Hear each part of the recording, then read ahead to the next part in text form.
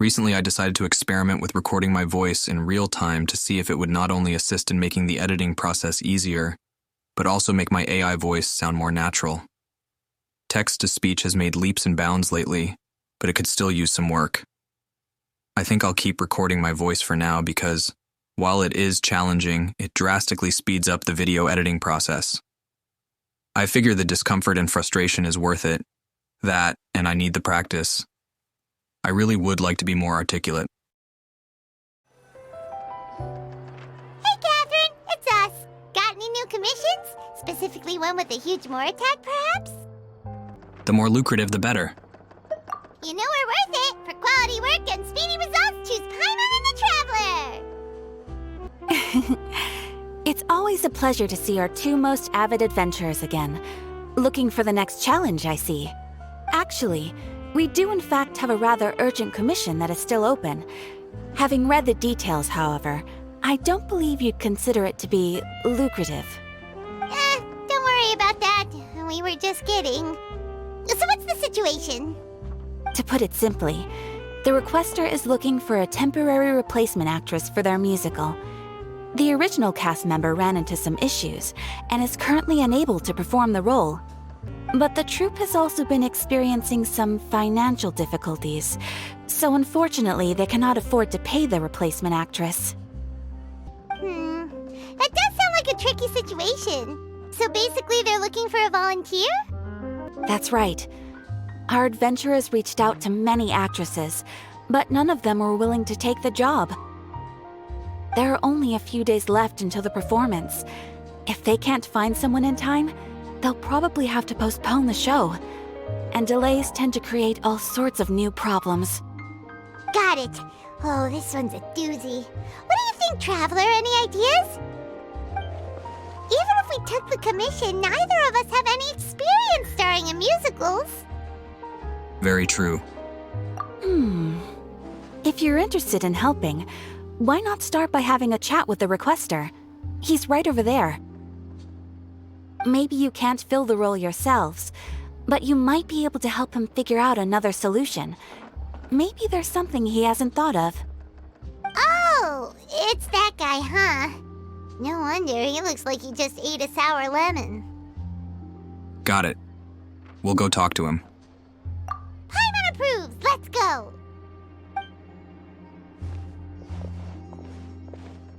Hello there, are you the guy looking for a new actress? Wait, I know you two! Are you really willing to act in my musical? Wow, sounds like we're pretty famous in Fontaine already. But to answer your question, neither of us have any experience in musicals. But we heard that you're in a bit of a bind, so we figured we could at least try to help you think of a solution. Ah, I see. It's okay. I knew that asking for a volunteer was a long shot. If we can't find someone to step in, we'll have no choice but to cancel the show. It would be such a shame. Can't you cover the budget for a new actress with ticket fees? That's the thing.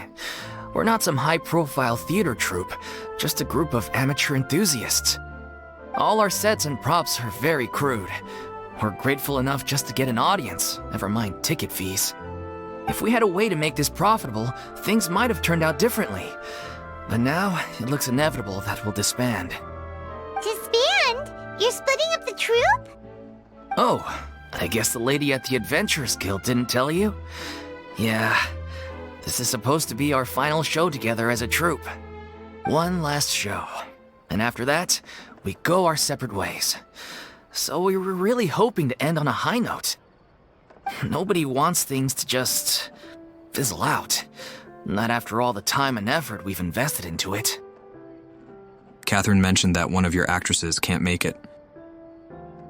Yeah, the leading lady, in fact. She's been dealing with a chronic illness ever since childhood, and unfortunately, it flared up again recently. It really drains all her energy, so she's in no state to perform. The show just won't be the same without her. But for everyone else's sake, I still hope we can find a way to hold the performance on schedule. Got it. We have a clearer picture now. Let's see if we can come up with any ideas. What if we sponsored the show? Traveler, how much more are you carrying? Please, there's no need to go that far. I wouldn't feel right asking such a huge favor, and I can't promise that we'd ever be able to pay you back. Mora isn't the biggest problem. How do we find someone who's a good fit for the role? Good point. If the actress just goes through the motions for the Mora, that's not exactly rescuing the show. We should find someone who will put on the best performance possible. Oh, wait! What about... you know who? Great minds think alike. I was just thinking of that. That's how you know we're the best of partners. Anyway, she should have all the free time in the world right now. She's really good at performing, and she was once super popular with the crowd. Performing in a musical should be a piece of cake for her. Who are you thinking of? Sounds like someone famous. Furina. Her? That was a joke, right? Nope. Paimon doesn't actually know if she's performed on stage before, but Paimon's pretty confident that she'd be really good at it. You're not wrong there. She has actually performed in a number of big-name shows before. They were one of the reasons she was so popular. But even if she's no longer the Hydro Archon, it's not like she's suddenly a commoner. She's still an idol to many people in Fontaine, including myself. I just think Lady Furina might feel a bit out of place in an amateur troupe like ours. You want the show to go ahead, don't you? Well, yes, but... Fair enough. I mean, if she was actually willing to, then of course I'd be honored to have Lady Furina star in our show. I'm sure the rest of the troupe would be delighted too. I'm sure everyone in our troupe has probably dreamt of performing on stage with her one day. Of course, it all depends on whether she's interested. She might consider this opportunity beneath her. No point in stressing about that. We'll only know if we ask her. And besides, things are different now. There's no reason for her to be all high and mighty anymore. Let's go. It'll be good to check on her anyway. Thank you for your help. I guess I'll just stay here and wait for the good news. Good luck. Wait, where does Furina actually live nowadays? She used to live in luxury at the Palais Mermonia, but she's, moved out, right? As it happens, I have her current address here. I can provide it to you. Woo! When did you get here? Paimon, you always seem shocked or scared when people walk over. You know, like people do. I came over when things were starting to sound more promising. I thought I should be at the ready in case my assistance is needed. It is my duty to support commissioners in any way I can. Thank you, ma'am. Thank you so much. Well, now that we've got the address, we'll go find Furina. Back in a jiffy.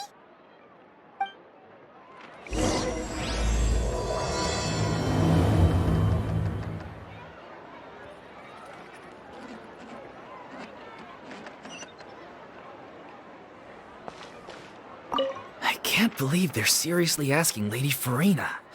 Seems a little over the top. Try not to worry. May I pour you a glass of water? I know at the beginning, when I first arrived in Fontaine, I expressed my displeasure with Furina's over-the-top personality. I do maintain what I said. I'm not a big fan of big personalities. But after what I learned in Masquerade of the Guilty, I'll admit, I did feel kind of bad for her. Did Catherine really give us the right address? She lives here? Not that there's anything wrong with this place, it's just, a bit of a step down from the Palais Mermonia. Paimon, what are you implying? You know, it's common courtesy to make sure the homeowner isn't in earshot when you're denigrating their abode.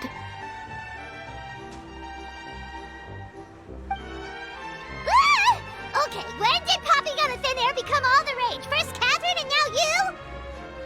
These people aren't popping into thin air. They are walking up and seeing you, hearing you, talking in your loud, I don't care who's within earshot manner. I was just out on a shopping trip. I ran out of macaroni, so I went to grab a few more bags. I used to have a much wider range of choices when it came to food, but now I'm finding that simple, traditional home cooking can be quite delicious too. Don't you get sick of macaroni every day? Not at all. As long as you have different kinds of sauces in, you can have macaroni and tomato sauce one week, macaroni and bolognese the next. Oh, sounds like you're really struggling to cope.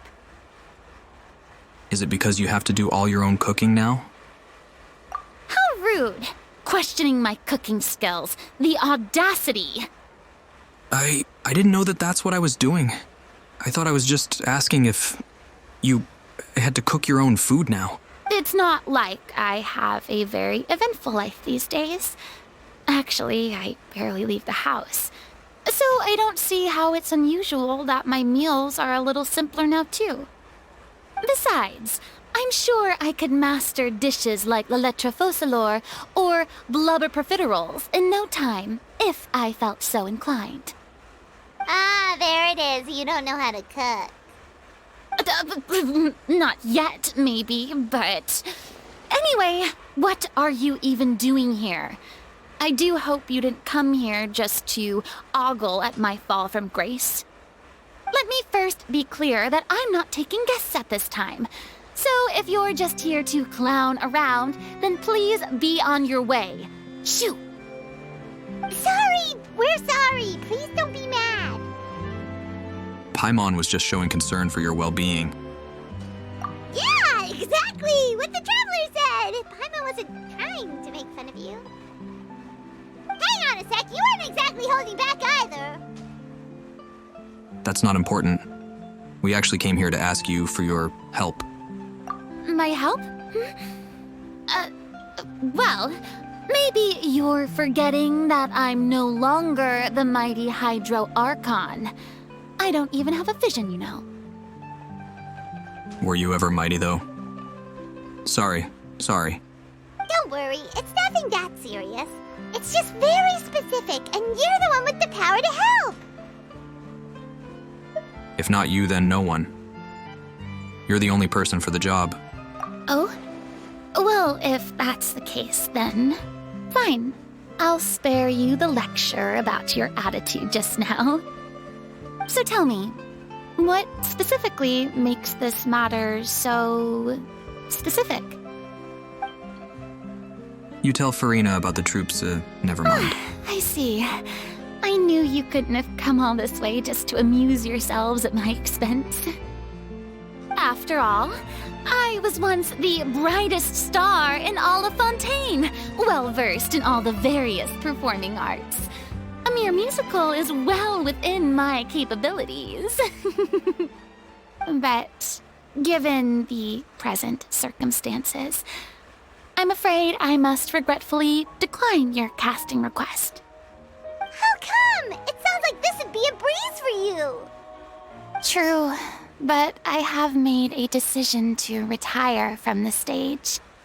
Although I am no longer required to play the role of the Hydro Archon, the time I spent inhabiting that character has left an indelible mark on me. Centuries of pretending to be a different person changes you completely. I'm not the same person I once was. I can only imagine. I'm shocked that she didn't lose her mind.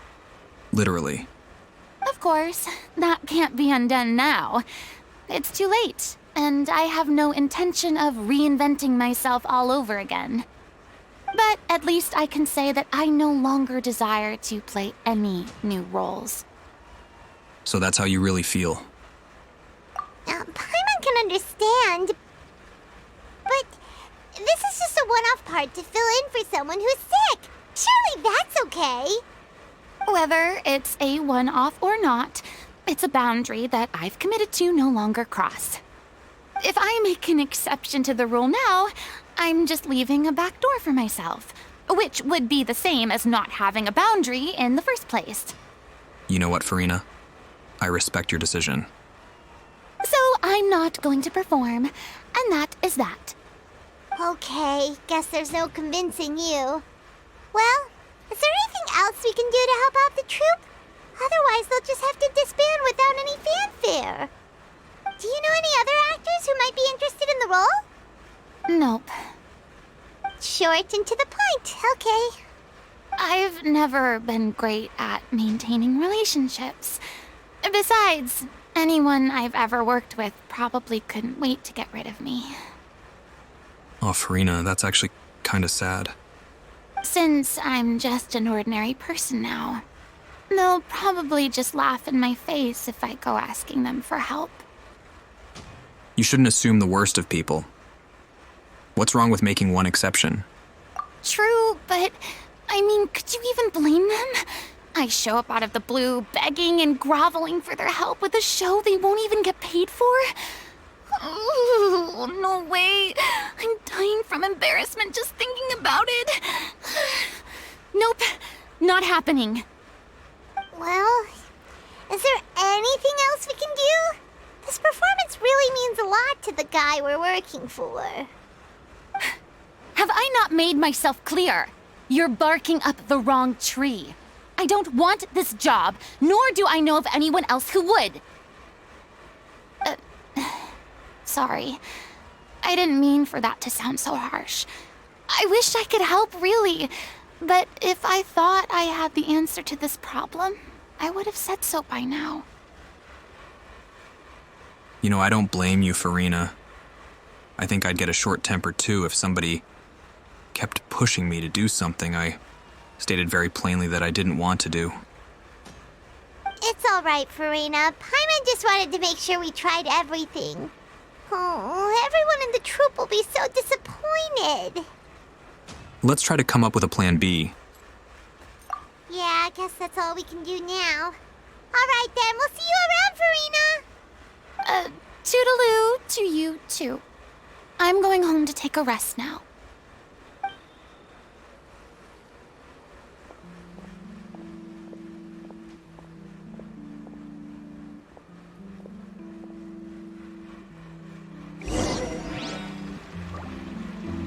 She said that she doesn't have a vision, so I'm guessing that she'll get one in the course of this story quest.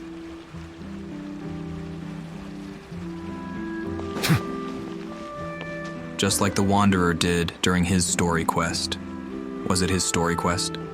I can't remember. It's too bad, but we have to respect Furina's decision. Maybe the thought of performing brings up too many painful memories now.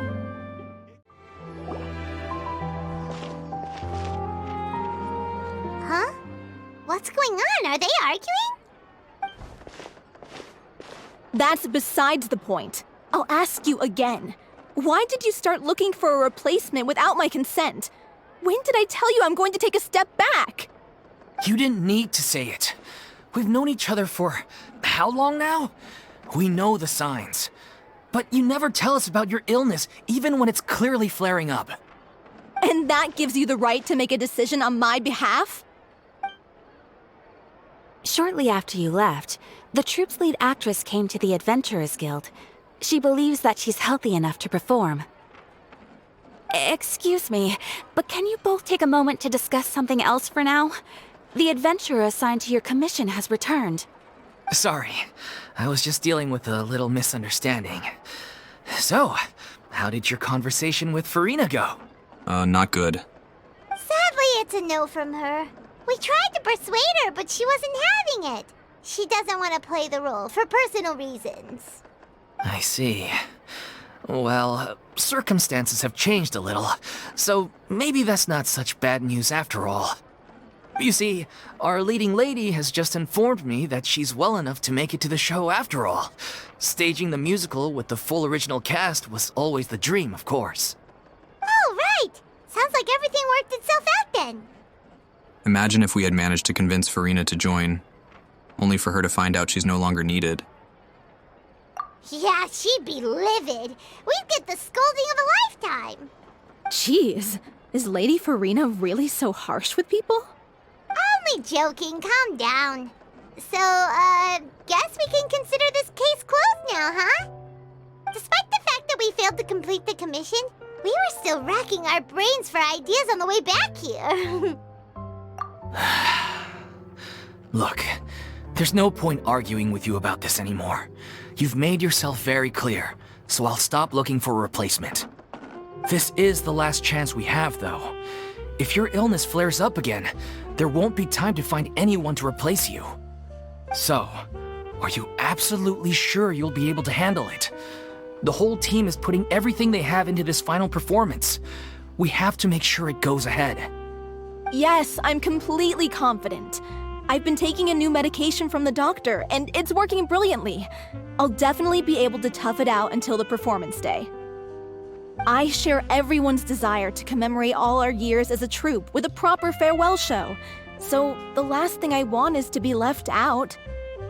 Every one of us thinks of this troupe as their home, myself included. You're right. I'm sorry. I let myself get too worried about the show. I should have asked for your permission first. All's well that ends well. Sounds like the show will go on. Paimon, wait here for a second. Sure.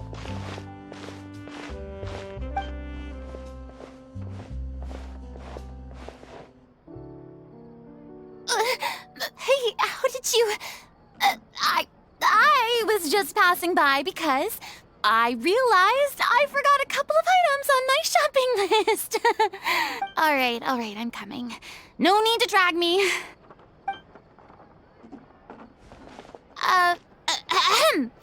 Hello, one and all. I couldn't help but overhear your conversation just now. Furina?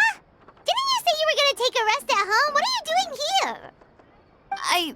I was just ever so slightly concerned about the situation you mentioned. Yes, a teensy bit concerned, that's all.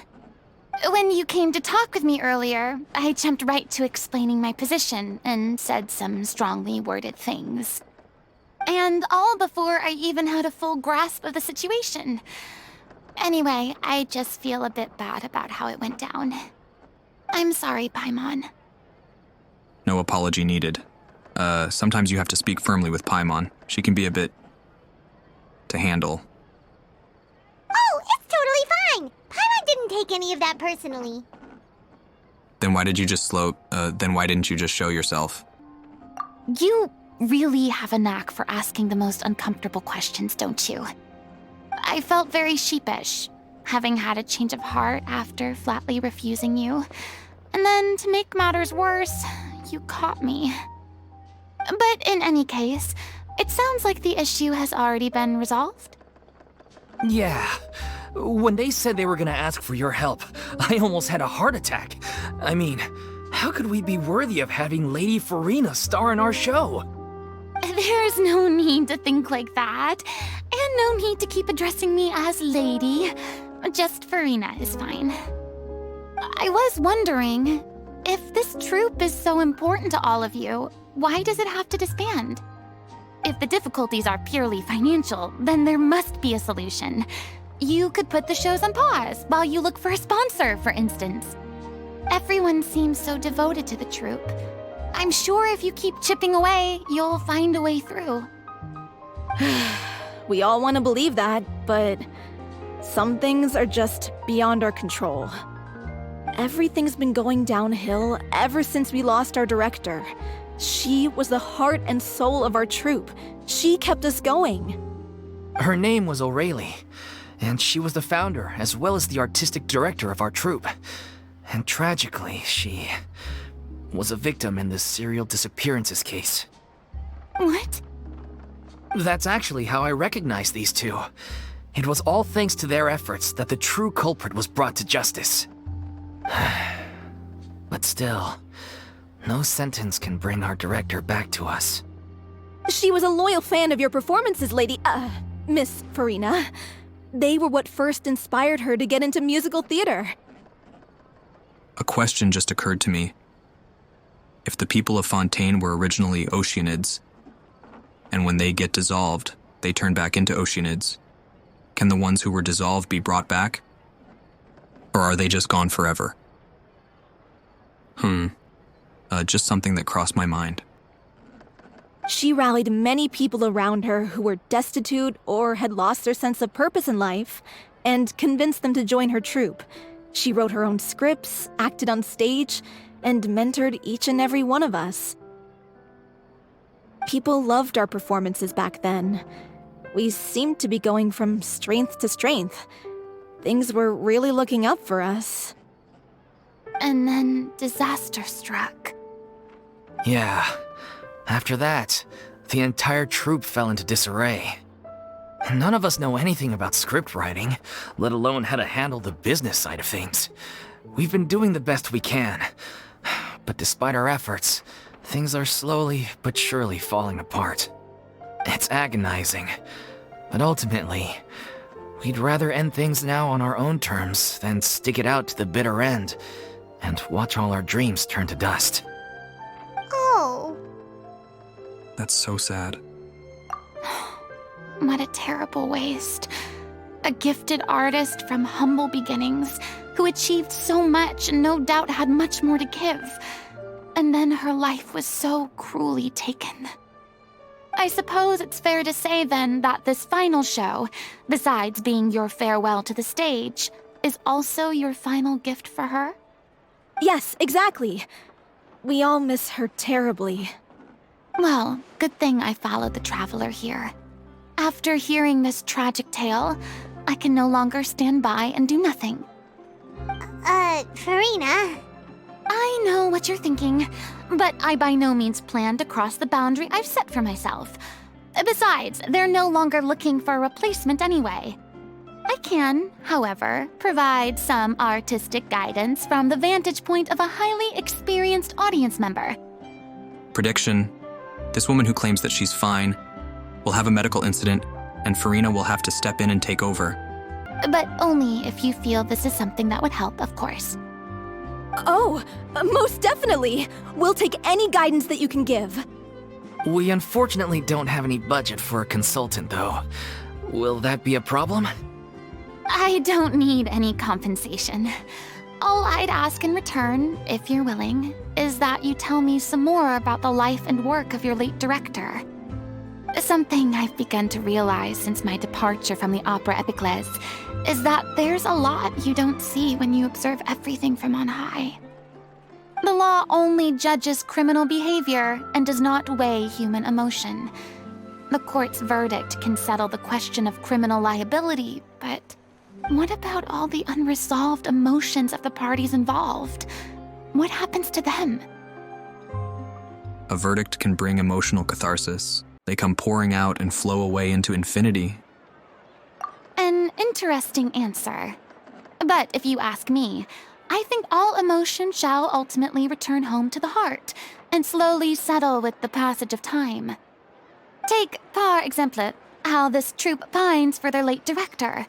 Things such as this I have never witnessed before, and so I should like to observe, perchance to understand. Still a fan of your old dramatic monologues then, huh? You just want to get back in on the action, don't you? No. This is a completely different situation. Pearls before swine. The name's not Swine, it's Paimon! Would you be willing to join me? Come on, take a break from adventuring to listen to a story. Since it's you, I'll do it. Especially since it's related to the serial disappearances case. Thank you all so much.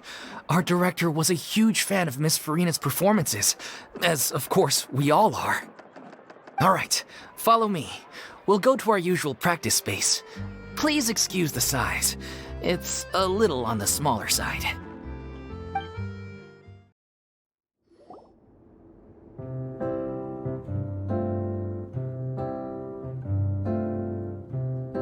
Huh? Lady Furina? What's Lady Furina doing here? Hello all. Allow me to explain.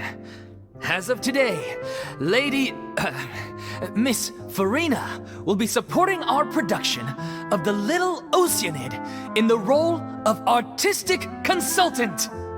These two over here are the ones that made it possible. They kindly reached out to Miss Furina on our behalf. I'm sure they need no introduction.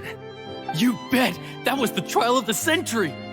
You helped bring our director's murderer to justice. We can't thank you enough. Oh, Oh, please don't mention it. We're just here to join in on the fun. So, you were saying the Little Oceanid? Yeah, that's the name of our final show. It's an unfinished script left behind by our director. One of our greatest regrets is that she never got to complete it. So, if we can bring it to the stage and make it a successful show, we can all take some solace in that. Wait, but if it's not finished, then... Finding an actress was the least of your problems. Yeah, we've been battling issues on every front trying to realize this dream. Anyway, let me give you a quick summary of what the story's all about. The protagonist of the story is a young Oceanid who transforms herself into human form, despite the protests of her family. She longed to live just like any other human. And sure enough, she found friendship and even love. Everything seemed perfect. This sounds a lot like The Little Mermaid. But one day, her true identity was exposed, and her world came crashing down around her. So far, so good. A classic tale. What happened after that?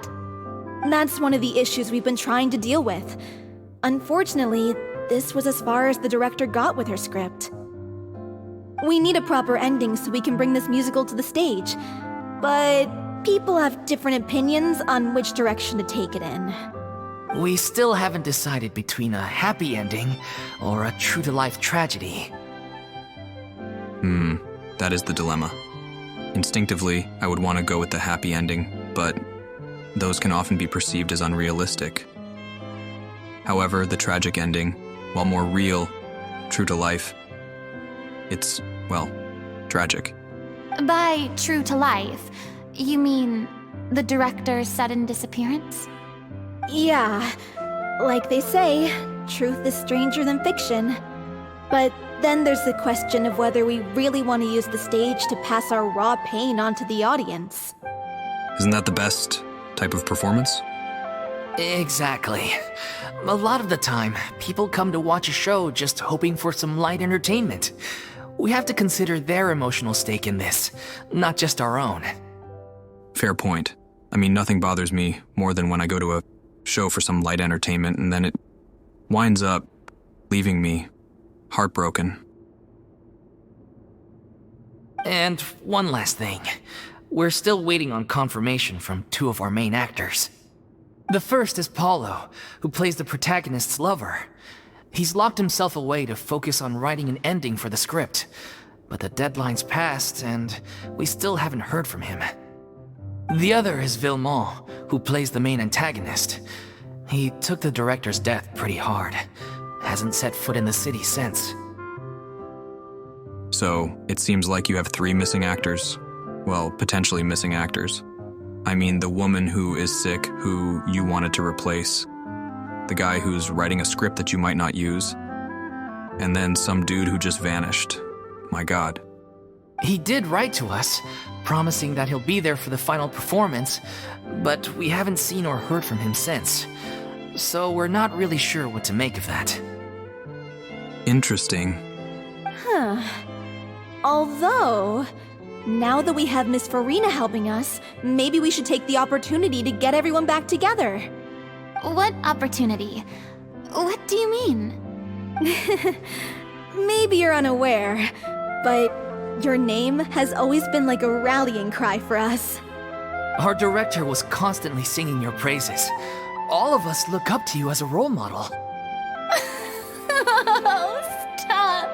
You're making me all flustered. Although, not in a bad way. I suspect the reason they're dragging their feet is that they have their doubts about whether the show will really go ahead, considering all the issues you've been facing. But one by one, all the obstacles are being removed. Now is the time to rally the troops. Makes sense. Okay, priority number 1, let's check in with Paulo and see where he's at with the ending. You're going to use Paulo's ending? I thought that you guys were all arguing over which ending to use. He went back to Poisson a few days ago. Said that staying in a friend's home might help him to relax and escape the feeling of isolation. I thought the last thing his friend would want right now would be to take visitors. given that Poisson was flooded not too long ago. But I guess it's the opposite. A friend in need and all that. Yeah, maybe he could use some company. Poisson. Is something wrong? Nothing. I suppose my presence will be indispensable if we are to restore his faith in the show. So, allons-y. To Poisson! It's funny, I can tell the difference between which voice actors are better at pronouncing the French words versus the ones who aren't. Yeah. Having an ear for the French language, I can tell the difference. Unfortunately, the AI I use to render my voice in this game is... I guess I could take the extra steps to get it to speak, to pronounce the French words correctly. But that would take time, and editing these videos already takes long enough, as it is.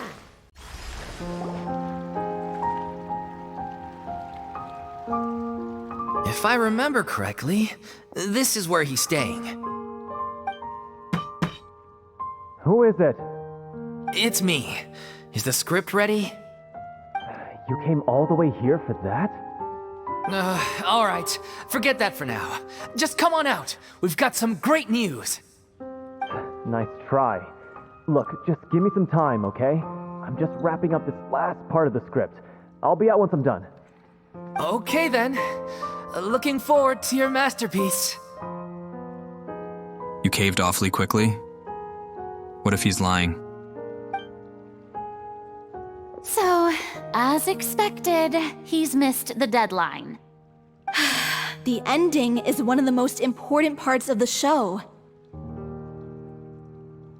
Sorry, I just noticed that Furina's hair is different. I think I prefer it like this. Even once he's done, it isn't final until we've all had the chance to read through and make sure we agree on it. Someone told me they'd just seen you in Poisson. I assumed it was a case of mistaken identity, but sure enough, here you are. And Furina, too. I was wondering if we might run into her. So, you're here for Paolo? Looks like he could be a while, so feel free to take a stroll around town in the meantime. I've made all the arrangements already. Oh, it's okay. We can just wait here. Thank you for being so considerate, Miss Navia. That sounds wonderful. We'll take that stroll. Get over here, you! How oblivious are you? How are things in Poisson now? Any better? Things are on the mend, but it's a slow process. Some people may never recover from the trauma they experienced. I'm sorry to hear that. I wish there was something I could do. Please, must our conversations take such a depressing turn every time we meet? We all have painful memories, but we don't have to let them cloud everything we do. And if you're trying to make a new start, perhaps it's best if you don't bring up the past all the time. Thank you for your words of comfort. You make a very good point. But for now, at least, I think I should stay with the way I'm feeling for a while longer. It's okay. These things take time. Moving on from a painful experience is easier said than done. Especially if you've been playing the role of someone else for 500 years. Which brings me to why I'm here.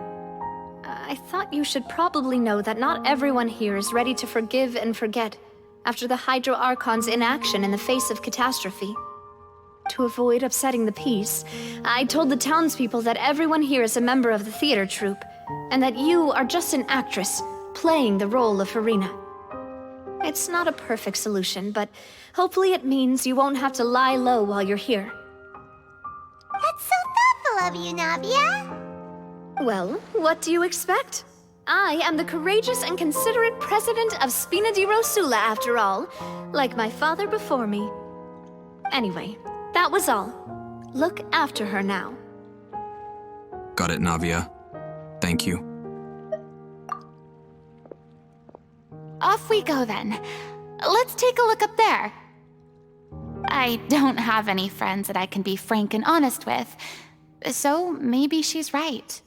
You're the closest thing to friends that I have.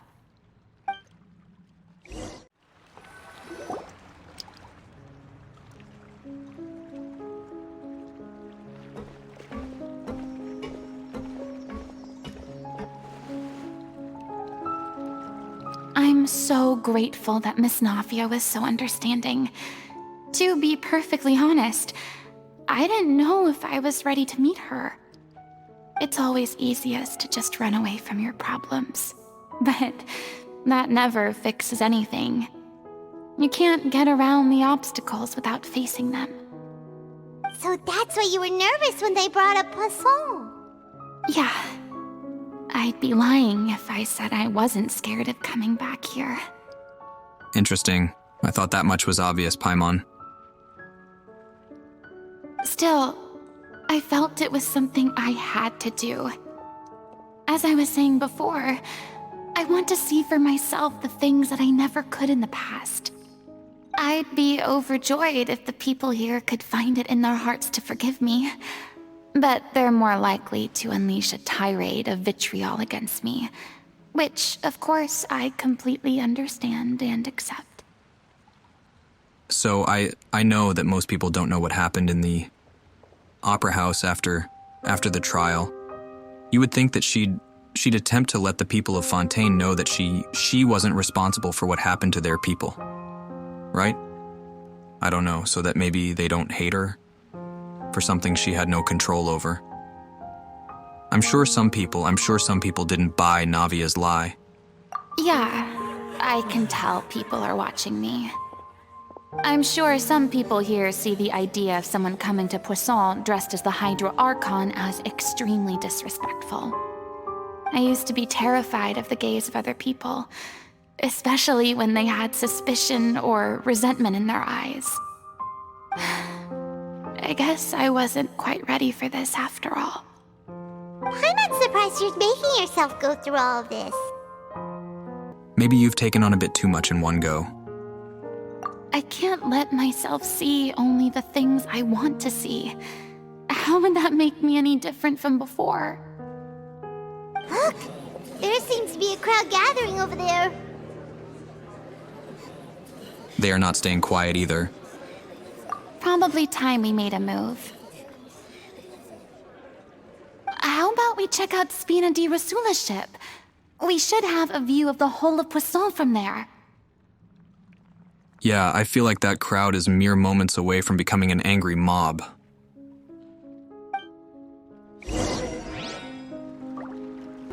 Well, if they do, I have the full power of the Chief Justice at my fingertips. By the way, I am curious why... Crap. I am curious why Furina and Nouvellette didn't have a more friendly relationship. I know that he's a bit awkward, but seeing as they were kind of performing the same, well, she was the Hydro Archon, but he was basically doing her job. I'm surprised that she didn't confide in him more. Not in the sense of telling him the truth, but, you know, lean on him. Figuratively speaking. I think if I were in her shoes, I would have. But that's just me. I hope that made sense and wasn't just some big, messy, word salad. I'm sorry. You probably just wanted a relaxing stroll, and here I am dumping all this heavy stuff on you. We don't mind. It's actually refreshing to see a different side of you. Great. Well, I appreciate your company, so please don't disappear just yet. Yeah, I do like this more grounded, normal Furina. I don't know whether you can tell, but the years of suffering and loneliness aren't the only reason I have a hard time facing up to who I used to be. As I stand here by the ship, I can't get the images of the rising water out of my mind. One after another, people were taken by the water. All those treasured lives and memories washed out of existence in an instant. They thought their god would protect them. They had absolute faith that when disaster struck, a divine power would save them from harm. And all the while, I played my part to perfection to convince them that was true. But then the floodwaters finally came, and the Hydro Archon did nothing. You shouldn't look at it like that. You're only doing your duty. That's true. That's another reason I feel so bad for her. She literally had no control over what was happening. The people hated her for something that she was literally playing a part to save her people. Don't be so harsh on yourself. I've had to go through so many moments like that for the sake of protecting the truth. As time went on, it got harder and harder to bear, and I became more lonely and isolated. Once again, I feel like, even without telling him the truth, if I were in her shoes, I would have at least tried to, I don't know, leaning on someone like the Chief Justice for support. Even if she can't tell him what's truly going on, it would have made a world of difference. Eventually, I realized I had nothing left except the truth. I became terrified of completely failing in my task, and was haunted by the thought of being left all alone, weeping on my throne. Fortunately, we were able to avoid the worst-case scenario thanks to the help of heroic individuals such as yourselves. Everyone rose to their responsibilities, and I finally regained my freedom. But on some level, freedom also means no longer being needed. I have no further use to people.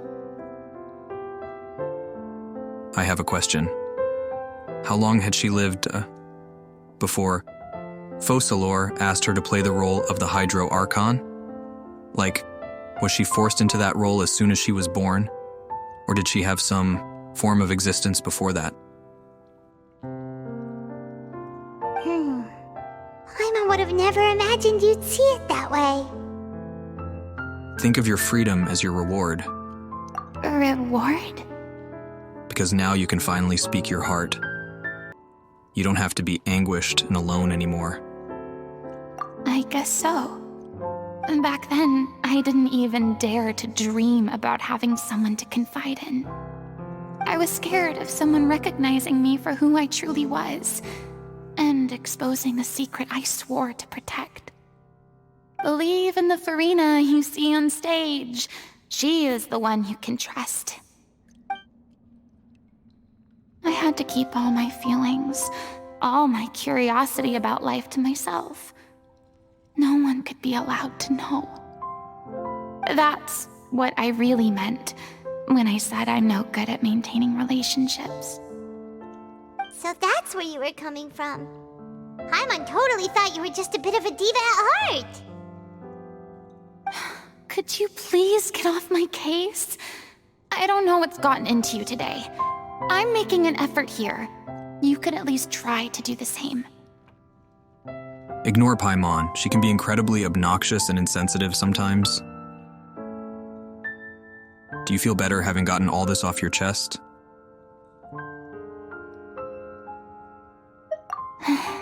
I do. I once had nothing but the truth, and now I'm finally free to live my own life again. And even though I have no idea where I'm going right now, at least the choice is in my hands. All right, it's about time to head back. Paulo should have finished the ending by now. That's rich. Hasn't he been delaying for who knows how long? I thought he missed his deadline eons ago. Sure. Okay, let's head back and check it out.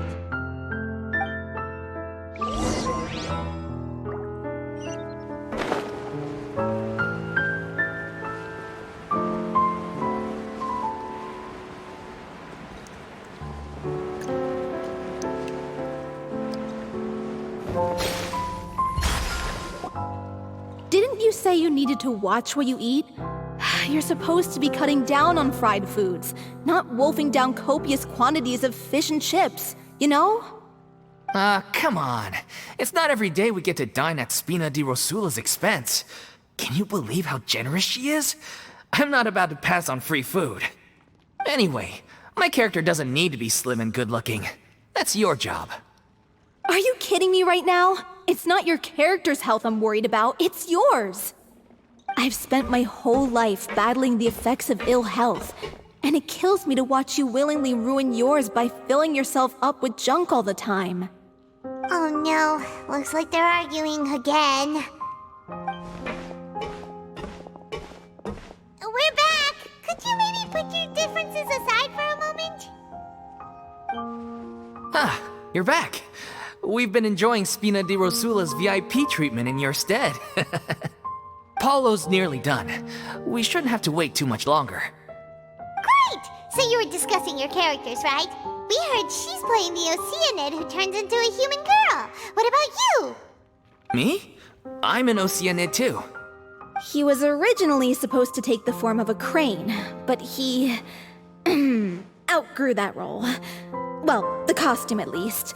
So now he's playing the boar instead.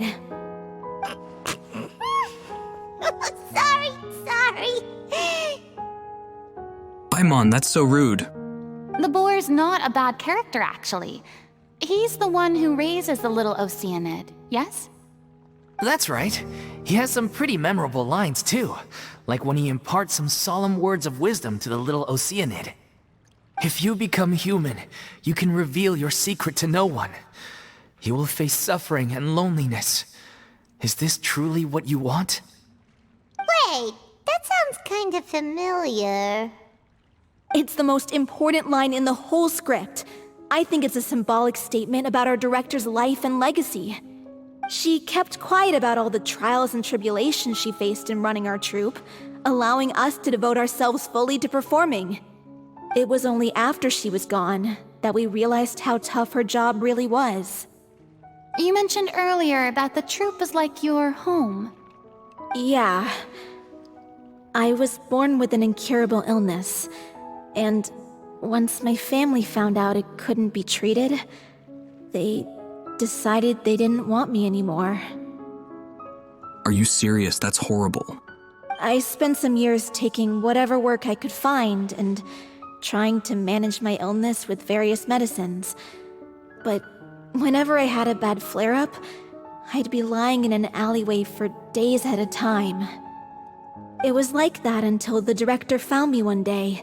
She told me I had a great voice and asked if I was interested in studying singing from her. I said yes. She took me under her wing, taught me to both sing and act, helped me find Mora for my meds, took care of me when my condition decided to flare up. I know it was all a huge burden on her. She sounds like a really incredible person.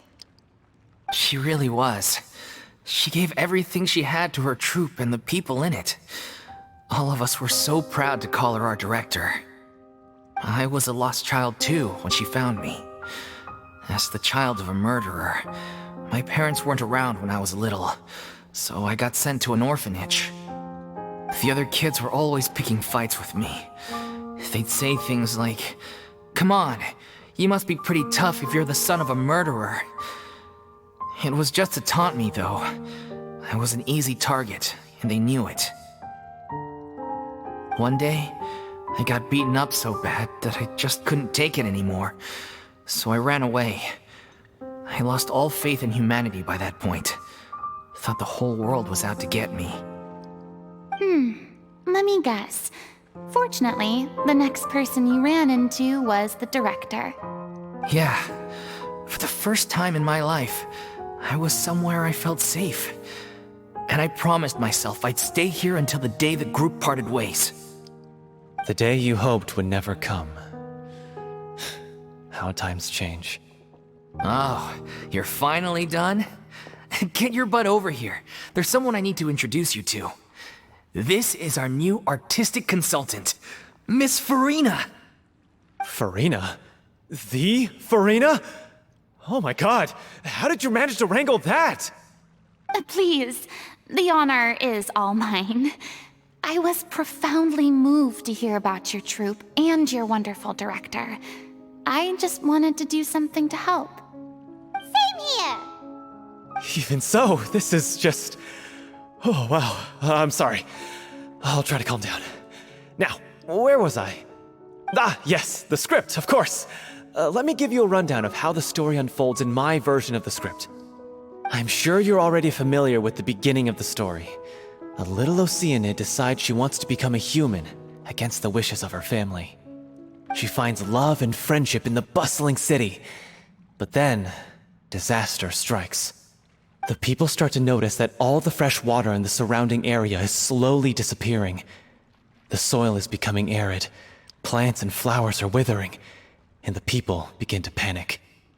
The little Oceanid, Cleo, and her lover decide to do something about it and investigate the truth of the matter together.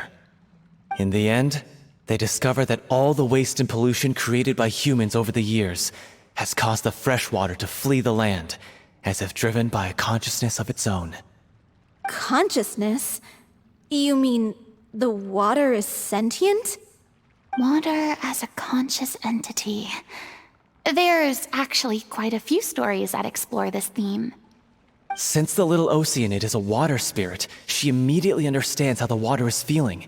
She then tells her lover about her true identity, as well as the truth behind the crisis. Her lover accepts her for who she is, and works with her to find a way to bring the water back. However, unbeknownst to them, there were some people eavesdropping when she revealed her secret.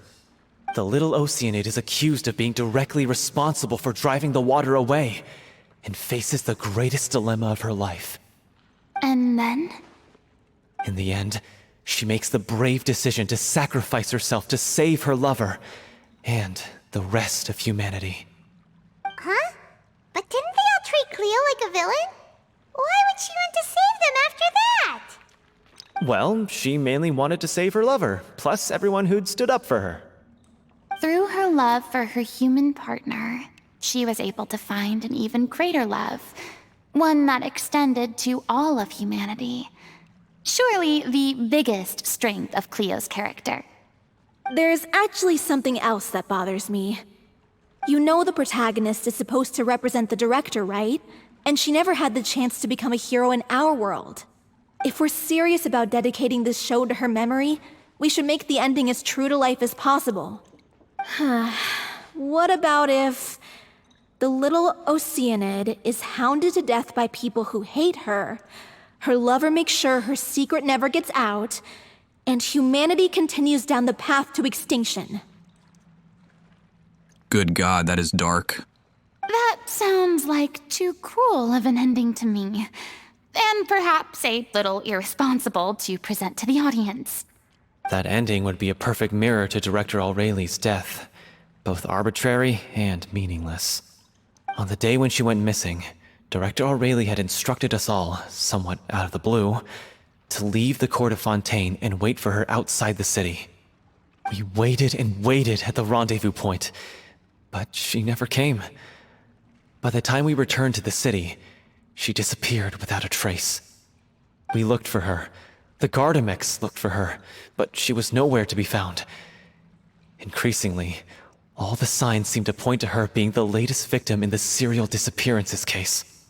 The director was the kindest soul in the world, yet she was senselessly sacrificed for the sake of a so-called experiment by someone who had nothing to do with her at all.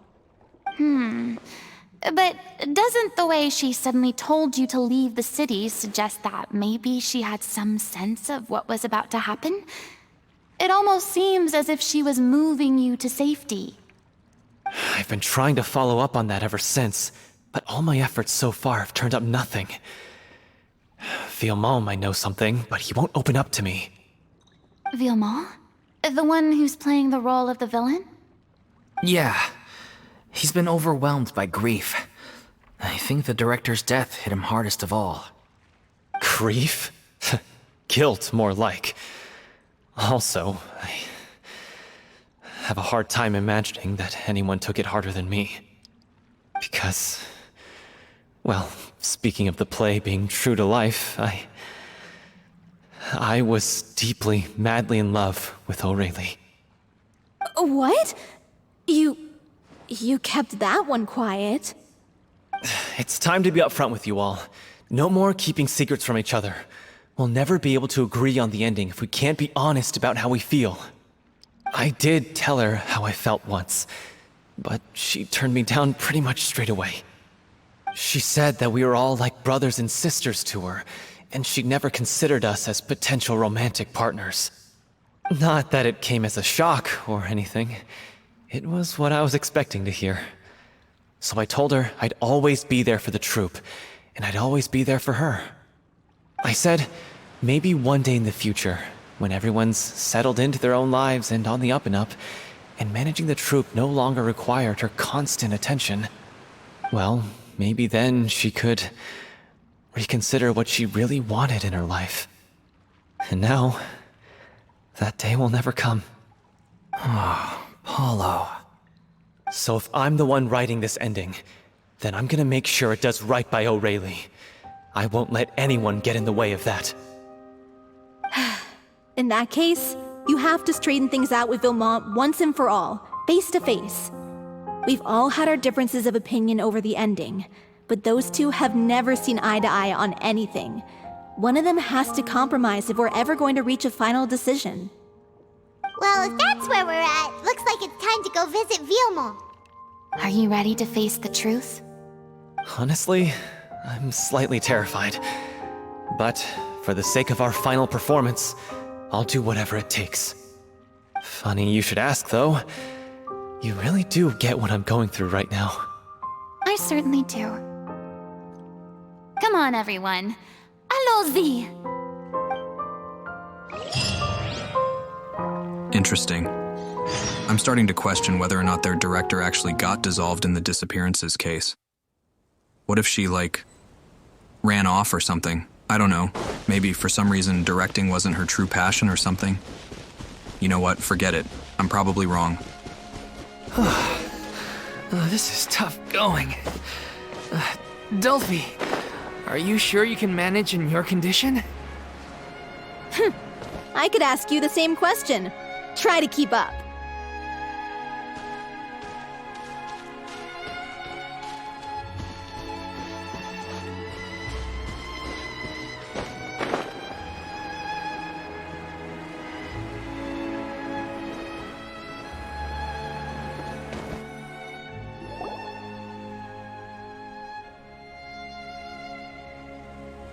Ugh, as if this journey wasn't tough enough already without a roadblock. Don't worry. We should all be fine with the traveler here. We don't need to take a detour. Wait, why are you all looking at me? You're not seriously expecting me to fight, are you? We're just curious, that's all. I don't think anyone's ever seen Furina in a fight before. Yeah, but don't you remember why? The Hydro Archon willingly gave up all her power so it could be converted into indemnitium. Miss Furina said so herself. Precisely! And I'm not even the Hydro Archon anymore, so all my power is gone anyway. As much as it pains me, unfortunately, I should just stay put. I'm more like a damsel in distress more than anything. That's funny.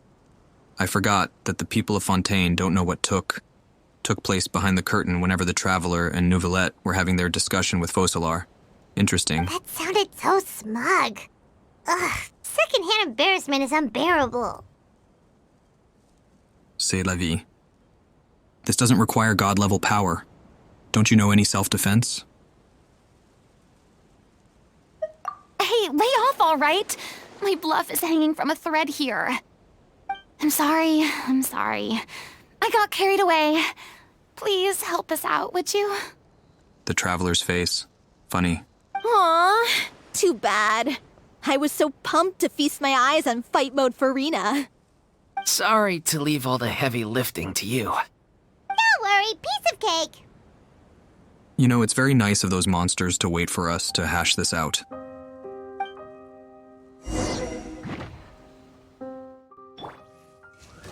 That reminds me.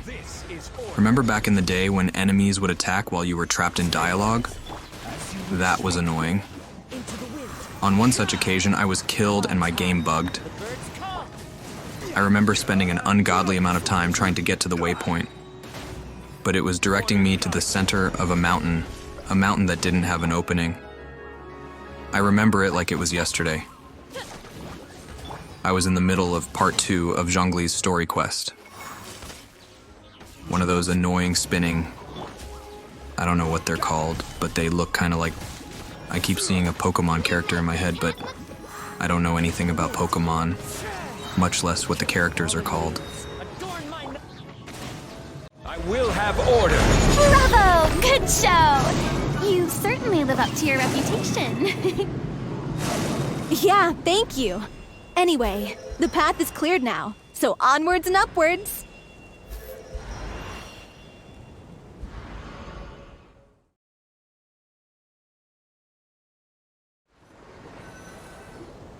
Vilma, are you there? Huh?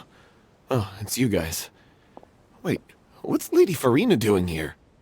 I can explain. We've been rounding up the whole troop. We now have everyone except you. Dolphy explains the whole sequence of events for... So, you think knowing the truth about the director's disappearance will help you write an ending to the script that pleases everyone? I care just as much as everyone else about making the Little Oceanid a success. That's why I wanted to wait until after the show. If I open this can of worms now, I just don't want to make things difficult between us. We're supposed to be a unit when we're on stage. Prediction. The director is not dead. Instead, she ran away with him. Vilma, avoiding the truth will not help anyone.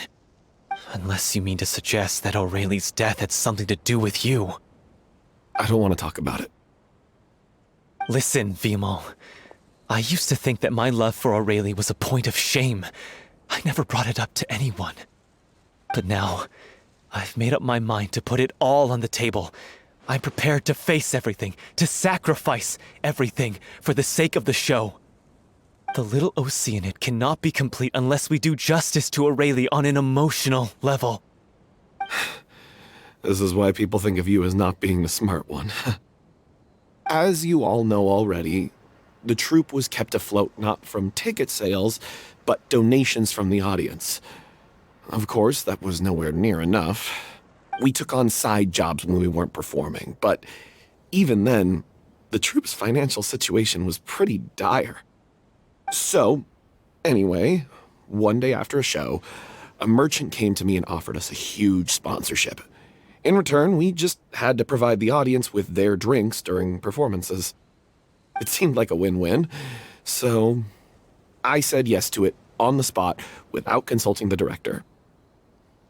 It was only when the merchant came to deliver the goods that I realized the drink in question was synth. Isn't that the drink peddled by the culprit behind the serial disappearances case? I remember that it induced a state of euphoria, but it also causes significant harm to the body. I freaked out when I saw the boxes. And I told the director everything right away. She was completely shocked as well. But she didn't reprimand me for making the decision without consulting her. Instead, she contacted the merchant and stated that the troupe could not agree to this collaboration. New prediction, they murdered her. The merchant was furious, berated us for going back on our word, and threatened to sue us for damages. The amount was astronomical. There was no way we'd be able to pay. I'm sorry, I thought Is synth illegal? I was under the impression that it was an illegal drug. And then... I was going to sort it on my own, but the director stopped me. She said that this was an issue for the whole troupe and it wasn't my fault. But things only got worse from there. The synth merchant just wouldn't let up, and then suddenly the director told us all to leave the city one day. I knew then that things must have reached a boiling point. Maybe I'm remembering that incorrectly. Maybe I just assumed that because it was a drug. I admit this whole thing was my mistake. I didn't dare to tell any of you the truth back then, and after the director disappeared, I was even more afraid to say anything. You brought the director to the attention of the synth dealers. You gave them a motivation to kidnap and murder her. Yeah, I got Aurelie killed. There, I said it. Happy now? Hey, don't say that. You traitor! You knew Aurelie was in danger. Why in God's name didn't you tell us? What do you mean, you were afraid? This was a life and death situation. We could have saved her! How could you be so stupid? Please, try not to get too worked up. Yeah, listen to him! You need to stay calm! That's easier said than done. I mean, these actions got someone killed. Someone he claims to have loved. That's kind of crazy in my opinion. Stay calm? How can I stay calm? This guy got Aurelie murdered! She was the love of my life! And he has the gall to try and high-road us, claiming that he kept his mouth shut for the sake of the show! How about taking some responsibility for what he's done? All I can say is I'm sorry. Truly. I wanted to apologize to everyone in the troupe, but that won't bring back the director. What good is my apology now? Peace of mind, closure. The list goes on and on. I'm just a coward who made an awful, terrible mistake that I can never take back. Beat me up if you want. Kill me if you prefer. It's what I deserve. End my life so I can meet the director and apologize to her in person. Get out of my sight! Go! Get lost! I don't ever want to see your face again! That's enough! You've screamed and shouted at each other for long enough. Now pipe down, both of you! Can you stop conflating the show on stage with your real-life relationships in the troupe? You keep saying that you want to use this final performance to pay tribute to your director and celebrate her life. How can you do that if you're just using it as an excuse to vent your own emotions? You're right. I'm sorry. On stage, the lead role is the focal point of the audience's attention. And you're all used to seeing the director as the heart of the troupe. But in her own life, her greatest desire wasn't to be the center of attention. I can tell how much she loved you all, and how much she loved the troupe. What she wanted was to build a warm home for all of her brothers and sisters, to shield you all from the storms that rage in the world outside. That's how you should remember her, and that's what you should be celebrating. I understand why you're trying to make her the hero of the story, but isn't she your hero already? After everything she did for you? Yeah. So think hard about what that means. And then think again about what you hope to achieve by arguing with each other.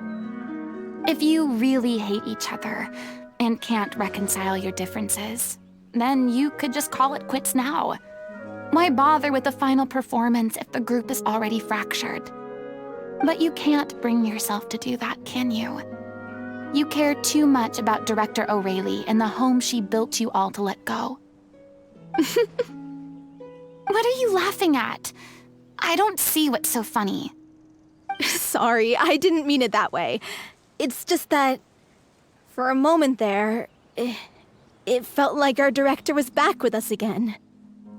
If she'd seen Paulo and Vilmont at each other's throats like that, she would have scolded them exactly like you did, in that same stern voice. Really? But she sounded like such a gentle person. Of course she was.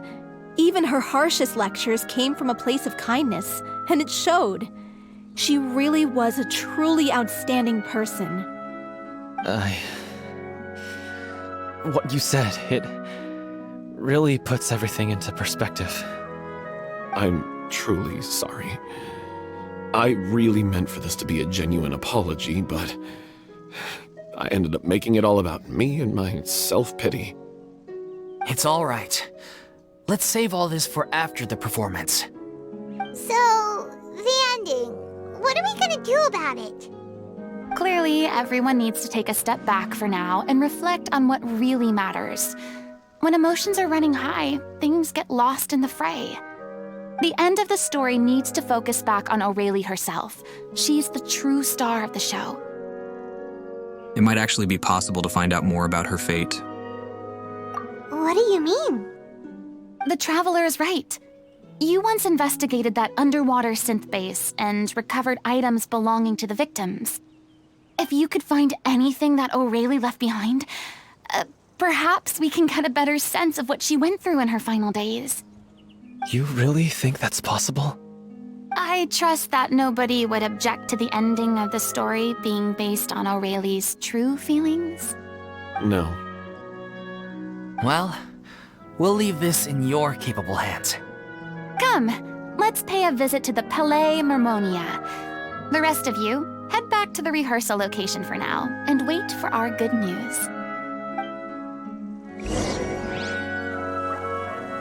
Interesting. I don't know if I'd be so eager to... What's the word?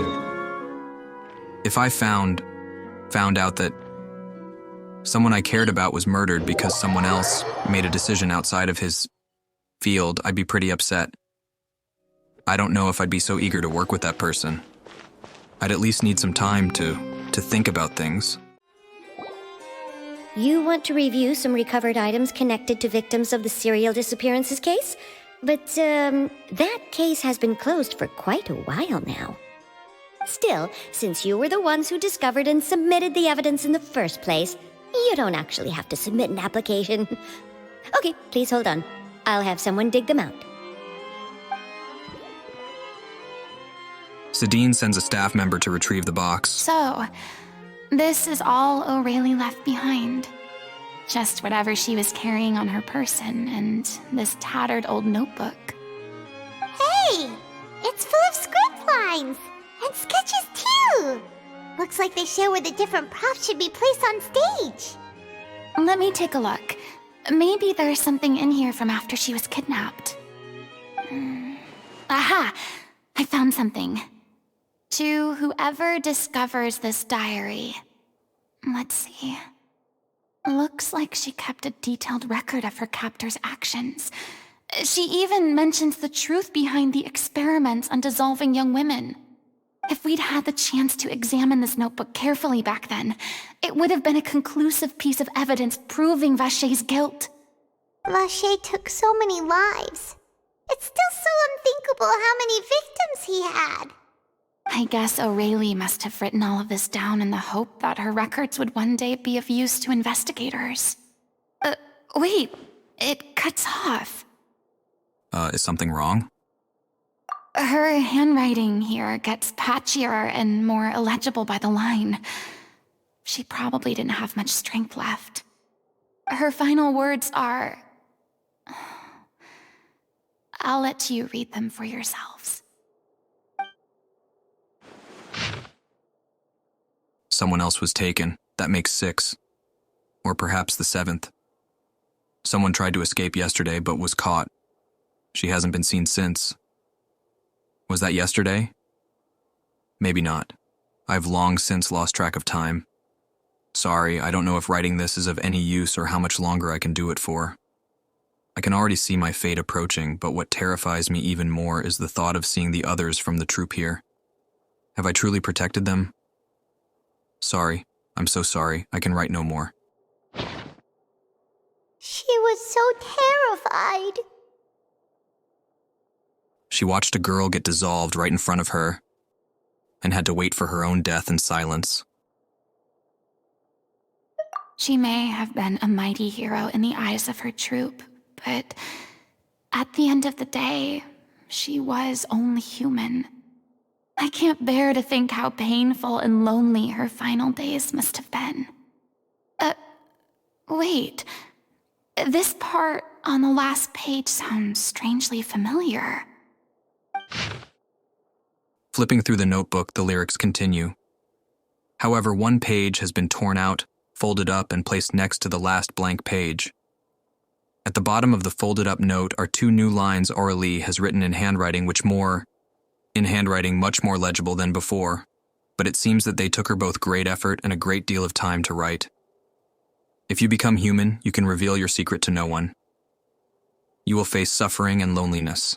Is this truly what you want? Because I am an older sister to them, I love them. If you become human, you can reveal your secret to no one. You will face suffering and loneliness. Is this still what you want? Isn't that the most important line in the Little Oceanid? Because I am an older sister to them. Oh. So she didn't regret her decision, even as she sat in silence, waiting for death to come. I'm sure this is what the troupe would have hoped to hear as well. She had their utmost trust, admiration, and love, and she truly deserved it. Let's go. It's time for them to learn Director O'Reilly's final thoughts. After reading through the notebook, some were lost for words, some weep bitterly, and some grit their teeth and howl with rage. A long time passes before the group is able to calmly come together and finally make a decision. She deserves a hero's farewell. If that's the only way to convey to the audience the courage and selflessness that she showed in the face of death, then it's a meaningful way to end the story.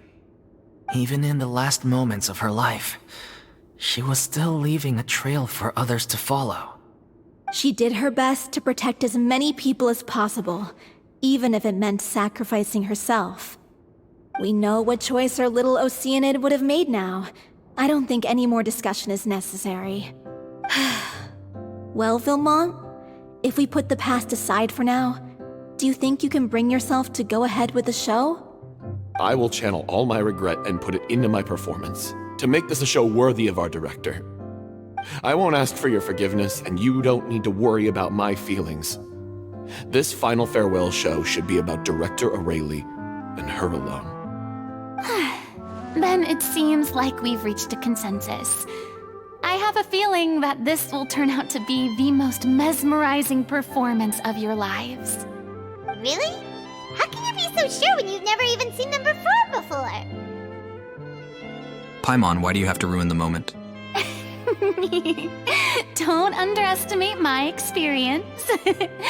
After watching a countless number of musicals, I've learned one important thing. If you want to move the audience with your music, you must fully commit and immerse yourself in your role, pouring all your emotion into your performance. And aren't human emotions love, hate, regret, and hope just the most mesmerizing things in this world? I don't believe anybody could be more committed to bringing this story to life on the stage than they are now. Thank you for the vote of confidence, Miss Furina. And thank you for supporting us through all this. Then, let's not delay things any longer. We need to discuss the details of the ending and get it nailed down once and for all. Actually, before that, I'd like to make a proposal. During the curtain call, please allow me to use the director's name instead of my own. Huh? But then... After all, this role was originally meant to be played by the director. I'm just filling in for her. Besides, a role commemorating her life should be associated with her name. Well, if you're sure you're okay with that, I have no objection to it. Now we're talking like a serious acting troupe. All right, I'll leave you to fine-tune your musical while I go and procure a stage. Procure a stage? Oh, it's okay. Our usual place doesn't need a reservation. That place? Oh, don't be silly. For an extraordinary show, we need an extraordinary stage. By which I, of course, mean the Opera Epiclese. Whoa, wait, what? No. That's never going to work. It's far too fancy for the likes of us. What are you afraid of? Surely you don't think that Aurelie's story is unworthy of the grandest stage in Fontaine. No, that's not what I meant. It is supposed to be your grand finale, right? Go big or go home. I have no problem with it then. How about the rest of you?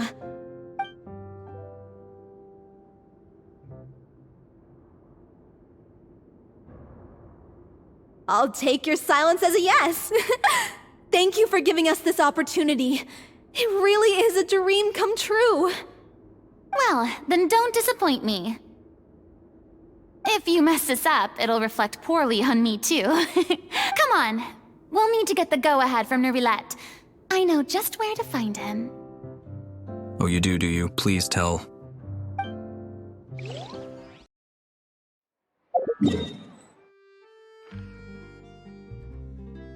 That's funny. Find Monsieur Neuvillette. So why is he right here? And how did she know he would be in this specific spot? Hey, look at that! Looks like I guessed right. You were just guessing?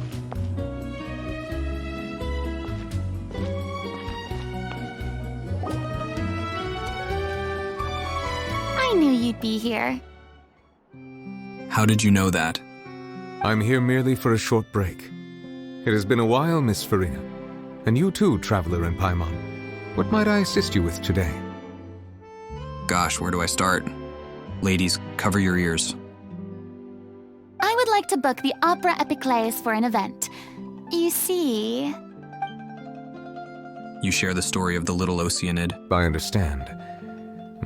The process for booking the Opera Epiclese is complex and can be somewhat cumbersome. But given that the request is coming from the three of you, I see no reason to make things unduly difficult. The story of the little Oceanid is most fascinating. I'm looking forward to seeing it performed on stage. I will say, however, that I am surprised to see your passion for the performing arts rekindled after all that has happened. Huh? What do you mean? Do I look excited? Yes. And this is the first time that I've seen you like this since your departure from deityhood. At first, I just felt bad about rejecting them. So I wanted to learn a little bit more about their situation. But one thing led to another, and...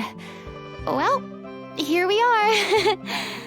In the past, we sat in our high chairs in the court, giving our opinions on isolated cases, all while knowing very little about the human stories behind each and every one. Maybe it's because I finally become an ordinary person and gained my freedom, but I've developed a great sense of curiosity about their lives. I am truly delighted to see you find a new lease on life. Now that you've regained some confidence, have you had any thoughts regarding a return to the stage? Why would you suddenly ask a question like that? Well, if the little Oceanid turns out to be a great success, it will no doubt become a classic. Many theater companies are certain to add it to their repertoire. The experiences and decisions of the protagonist, Cleo, are all modeled after your own. Naturally, this makes you eminently suited to playing the leading role. It would truly be a shame if you did not take this opportunity to allow audiences to enjoy your outstanding acting talents once more. Haven't I already made myself clear? I won't act or perform in any role ever again. No exceptions. Nor do I think it is any great shame. There is no lack of fine actors or inspirational stories, either on or off the stage. This experience is a case in point.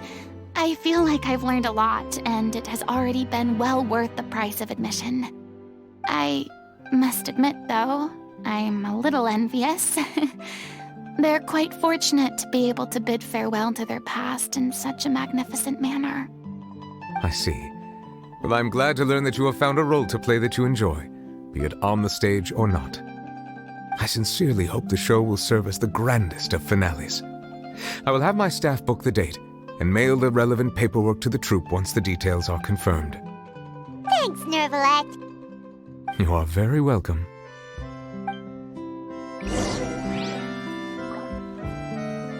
Oh, well, this is awkward. God forgive me.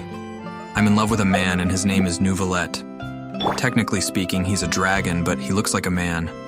A beautiful, beautiful man. No, wait. What am I doing? Gotta talk to you first. Many people were once enthralled by Lady Furina's performances, myself included. I hope that one day she'll be able to understand that our appreciation was always sincere.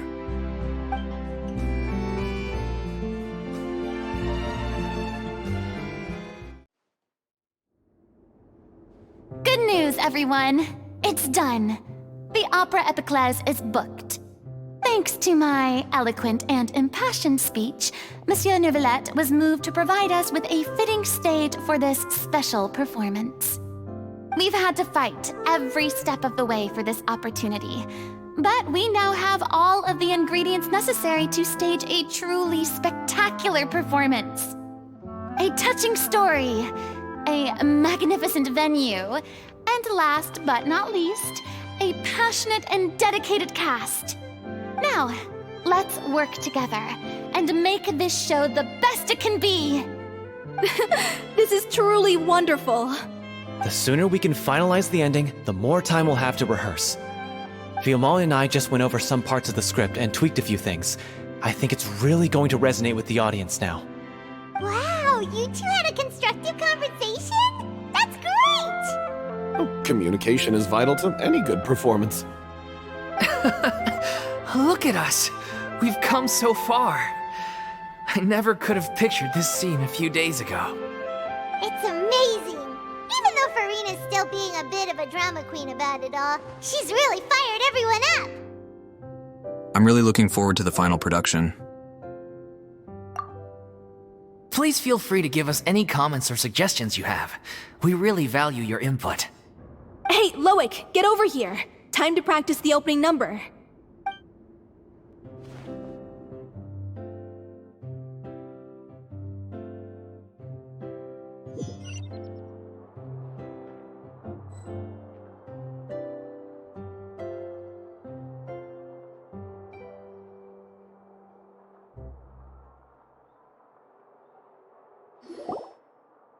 Cursed Cleo. She stole the waters of life from us. She's a fraud, and she must pay for her crimes. This has nothing to do with her. The ignorance and hatred of our people is to blame. How can we hope to win back the water's favor if we don't change our ways? This guy could be useful. Take him hostage. If Cleo wants him back, she'll have to show herself. Leave this place, O little Oceanid, and never, ever look back!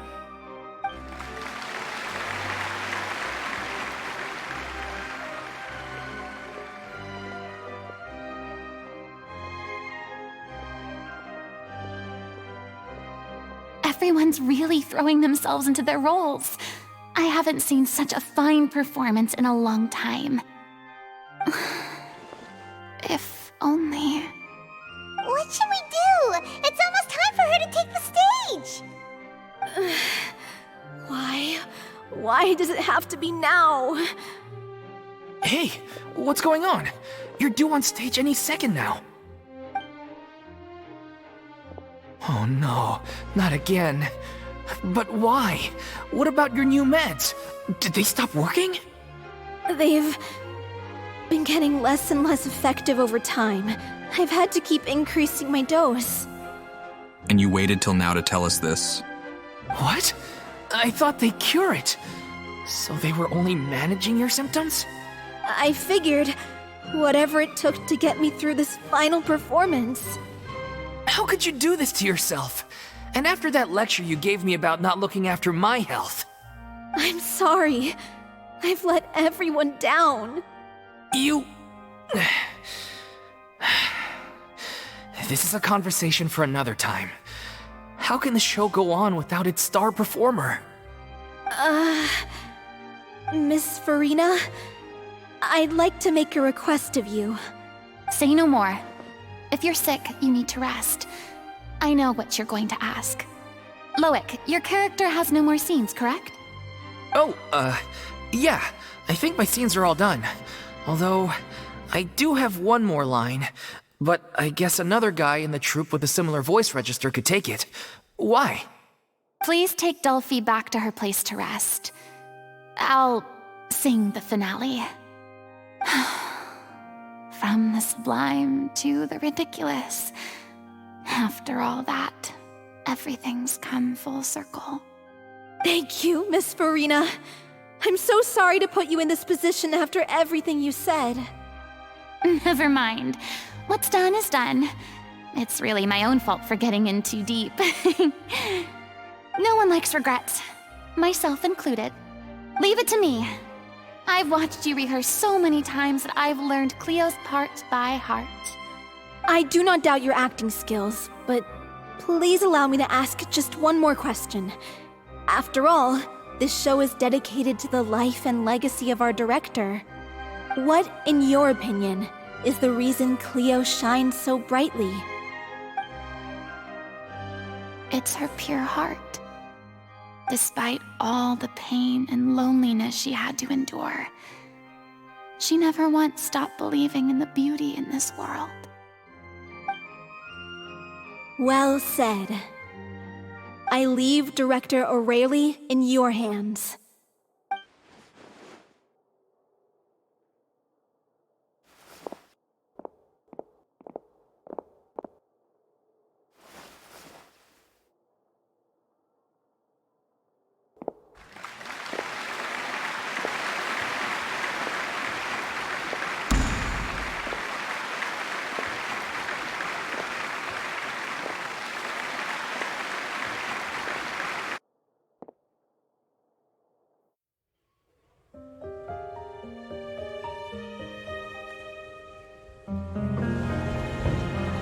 Is she here yet?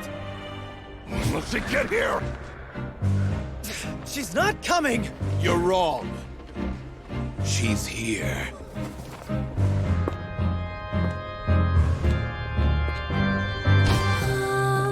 Si je pouvais vivre dans l'eau, le monde serait-il plus beau? Me pardonneras-tu, ô chère mère?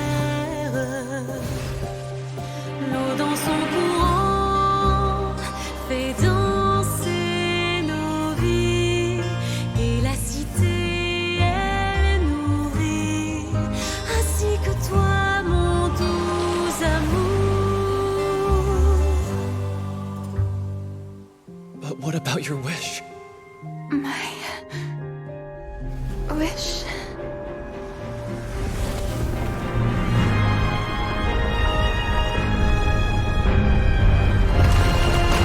If you become human, you can reveal your secret to no one. You will face suffering and loneliness. Is this truly what you want? Le grand amour ne suffit pas, seul un adieu fleurira. C'est notre histoire de vie, douce et amère. Moi, je serai toujours là, à voir le monde et s'inventer. Et ça ne changera jamais, jamais.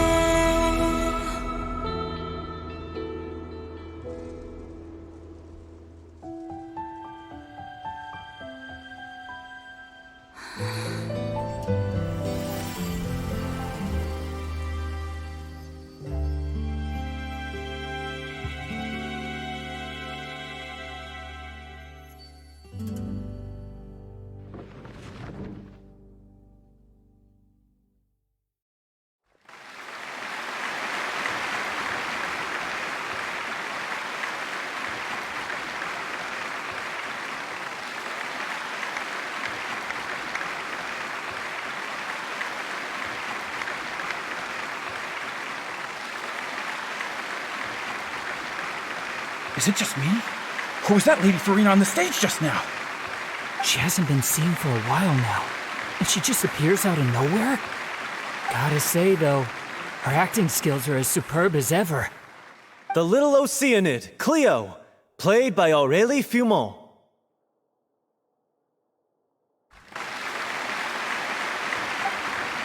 Wait, that's not her name. What's going on? I don't know. Maybe it's just a doppelganger. I've spent a lot of time out of the spotlight, and they didn't use my name during the curtain call either. Hopefully, not too many people recognized me. It's too bad that I had to break the one clear rule I'd managed to make for myself, even if I had no choice. Still, I have to admit that, despite everything, it felt good to be back on the stage again. Finally, we would like to give a special thanks to our artistic consultant and event coordinator, Miss Furina. Hey, that's not what we agreed on! Oh, so it was Furina after all. She's back! Why do we need to keep hearing from these audience members? Jeez. Honestly, what is he doing? He should have run that by me first. All right, calm down, don't be mad. This was a group decision. We just didn't want your contributions to go unacknowledged. After all, it's been the rule in Fontaine since ancient times that everyone's work, visible or invisible, is equally deserving of recognition. I'm sorry, weren't you mad that whatever the guy's name was didn't tell you about what he did that got your director killed? Maybe we should run things by people first instead of plowing ahead. Yes, I know the rule, but it should still be applied on a case-by-case basis. I wasn't ready for this yet. It's no big deal. What's the worst that could happen? Paimon, that sounds incredibly insensitive. You have no idea what horrible things could happen. Besides, you know what? Forget it. At most, you might be asked to sign a few autographs later. Oh, yeah? Well, since you think it's so easy, you can sign them for me. This is a great chat and all, but can we talk about that crazy thing that happened during the show? It nearly gave Paimon a heart attack. Seems like everything is scaring you lately, Paimon. Paimon flew over to where she was supposed to be and was about to drop the prop vision, and then suddenly, a real one popped out of thin air! Oh, that. I've got no idea what happened there either. But hey, it worked pretty well, didn't it? I'll bet the audience has never seen such a realistic prop. Wait, what about Dolphy? I wonder how she's doing. Oh, let's go check on her as soon as we finish clearing the stage. Yes. Plus, she'll definitely want to hear how the end of the show went. If nothing else, we can safely say that we accomplished what we set out to do.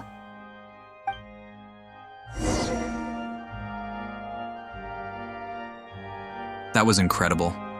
I must admit, I very much enjoyed the song in French. It's always nice being able to understand what's being said without having to read the subtitles. I'm not perfectly fluent in French, but I think I'm close. I think. That said, I've been recording for a while, so I think I'll stop here. How embarrassing would it be if I stopped recording and there was only like 5 minutes worth of story left? So, I stopped recording and there were only like 5 minutes of story left. Enjoy.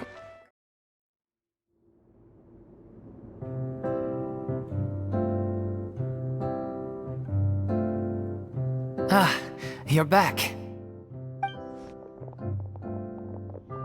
She's doing okay. Her condition stabilized after taking some of her original medication. From experience, though, I'd say she still needs a few more days of rest. How did the performance go? Was it a success? Did the audience like it? You'll be glad to know it was fantastic! Also, you're not gonna believe what happened while Furina was on the stage! You'll probably be able to read all about it in the Steambird first thing tomorrow morning! That's wonderful. I'm so sorry I failed to see it through to the end. I guess I was wrong to try and tough it out to begin with. Don't worry about it. Like they told me after announcing my name during the curtain call, everyone's work deserves recognition. Even though you couldn't see it through to the final scene, the audience was very impressed by your performance. It's safe to say that you made your mark on this memorial show. Well, one way or another, we did it. I've had bad luck ever since I was born, so I never expect things to go smoothly in life. I'm just happy to know that we went out on a high note. That's all that matters. Blaming your bad luck again, are we? Maybe if you didn't push yourself past your limits so much, your illness wouldn't be flaring up all the time. Oh, don't you start. I don't have the energy to argue with you right now. Aw, you two clearly care a lot about each other. I don't know what you're talking about. You mean we never stop arguing with each other?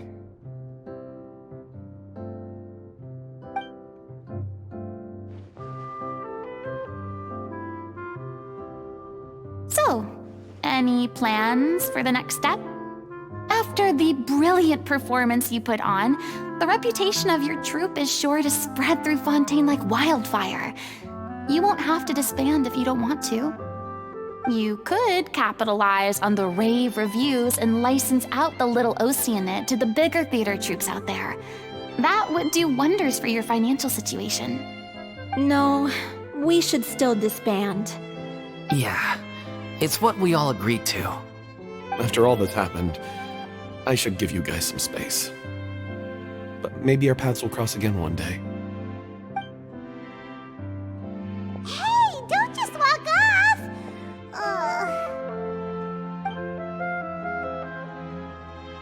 I still want to keep performing, so I might join another troupe. After watching Miss Furina's performance, I think I'm starting to understand our director's infatuation with musicals. You should do it. It suits you. I'd originally hoped to keep performing too, but I don't know if my health will allow me to. Oh, so now you finally got your priorities in order. I guess I'll hold off until you've properly recovered as well. What about you, Miss Furina? Any future plans? Well, frankly, I think a return to obscurity is no longer an option for me. I'm sure a slew of consultancy requests will hound me wherever I go, until I finally acquiesce. You rather sealed my fate there with your special thanks at the end of the show. Sorry.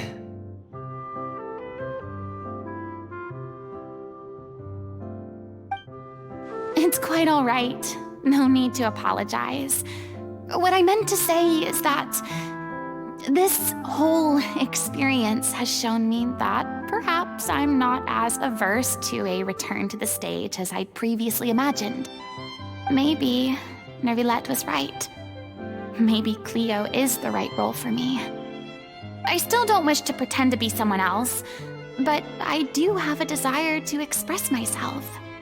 So, maybe the show will go on for me after all. There's no need to draw lines in the sand. Yeah. There was once a time when I was an actress in a masquerade, seeking only to hide the truth. But from now on, I want to spend my time learning real stories about real people and how they touch the lives of others around them.